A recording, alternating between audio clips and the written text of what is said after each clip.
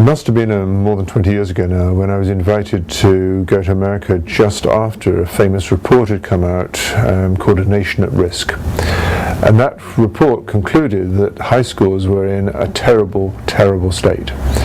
And it said that if a foreign power had done this, it would have been declared as an act of war.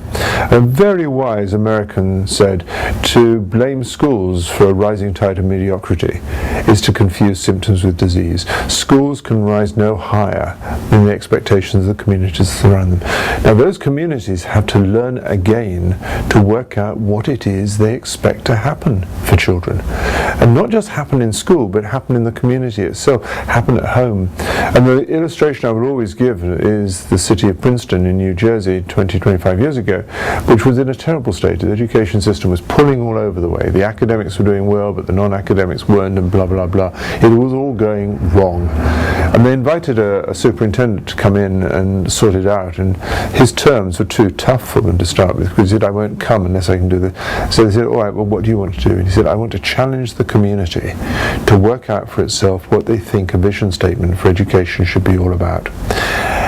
And they said, well, how do you do that? He said, well, you're a city of 90,000 people. I bet there are at least 90 different interest groups in this city who've all got views about education. They don't take any notice of what the school board district says, or the school board takes. And so he said, I want to get each one of those to be able to say what they think the aim of education should be, what they could do to support the schools, and what they could do out of their own resource. And at the end of 12 months, those 90 groups coalesced around a single statement. We believe in functional literacy, the ability to be comfortable with all the change of modern society that depends on 4 skills, and it's important to remember them: to think, to communicate, to collaborate, and make decisions. And with that, 90,000 people thought they'd invented it.